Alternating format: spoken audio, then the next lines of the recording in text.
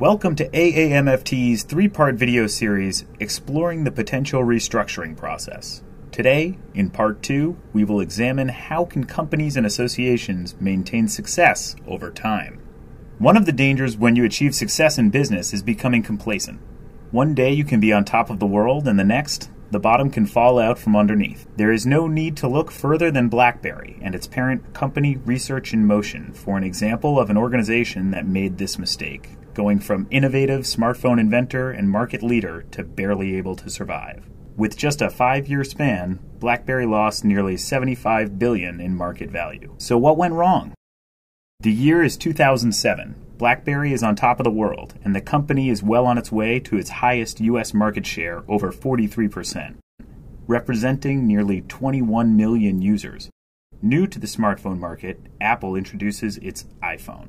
BlackBerry co-founder Mike Lazaridis remembered his first look at the iPhone when he pried one open and found what was, essentially, a Mac computer inside. To Mr. Lazaridis, the iPhone was a device that broke all the rules. The operating system alone took up 700 megabytes of memory, and the device used 2 processors, while the entire BlackBerry ran on one processor and used 32 megabytes. Unlike BlackBerry, the iPhone had fully internet-capable browser, meaning it would strain the networks of wireless companies like AT&T, something those carriers hadn't previously allowed. Mr. Lazaridis recalls thinking at the time, "How did they get AT&T to allow that? Is that going to collapse the network?" And in fact, sometime later it did. Publicly, BlackBerry executives belittled the iPhone and its shortcomings, including short battery life, weaker security, and initial lack of email. Privately, however, Lazaridis recalled telling his staff, "If that thing catches on, we're competing with a Mac, not a Nokia." And catch on it did. Users loved the innovation and out-of-the-box thinking that Apple was providing them. They accepted the stumbles and corrections like battery limitations and slow addition of email because they wanted the access of content and flexible compatibility the iPhone provided. BlackBerry soon had a chance to show up their new rival, though. Frozen out of the iPhone market, Verizon Wireless approached BlackBerry about developing an iPhone killer. However, the product would need to have a touchscreen with no physical keyboard, something unheard of for BlackBerries at the time. The opportunity, called by some high-level executives as the company's most important strategic opportunity since its founding, was the most complex and ambitious project the company had ever done. Slowed by production delays, the new product, called the Storm, did not hit the market until late in 2008. Many consumers hated it as it was labeled awkward, slow, and buggy.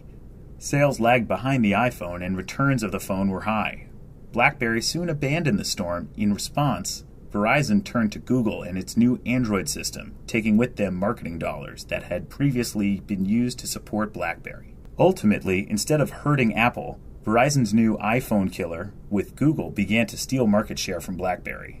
By 2013, BlackBerry's consumer market share was reduced to just 3.8%, a drop of nearly 40% since 2010. There are important cautionary lessons in the story of BlackBerry's struggles that businesses and associations can utilize to avoid similar outcomes for their strategies. First, complacency in today's market is a precursor to disaster. BlackBerry had enjoyed unprecedented success with the smartphone market from the start, but it was a company built by engineers and solely guided by engineering philosophies of operating efficiency over all else. Today's rapidly changing market requires constant gut checks and a need to be the forefront of innovation to meet consumer or member need. Assuming that what has been successful in the past will guide your success in the future is assuming the world won't change around you. Second, successful companies are flexible companies.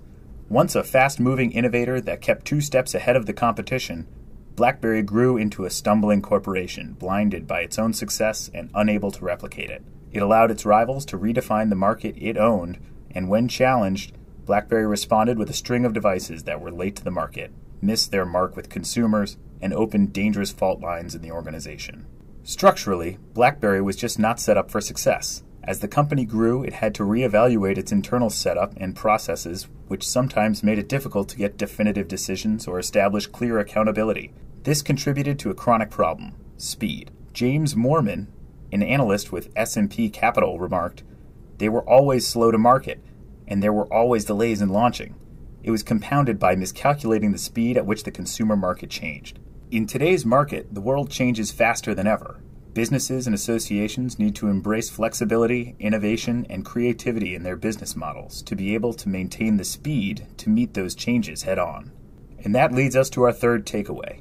The future consumer need and want is the driving force. Even after the 2007 launch of the iPhone, BlackBerry's global market share continued to grow to its height in 2010, mostly due to a huge international strategy BlackBerry had invested in to expand smartphone use. However, in shaping their future business strategies, they failed to recognize how their diminishing market share in the US was the key indicator to the future global trend. Businesses and associations need to look towards their future and what their consumers will want, and need to maintain their loyalty and set the organization up for success.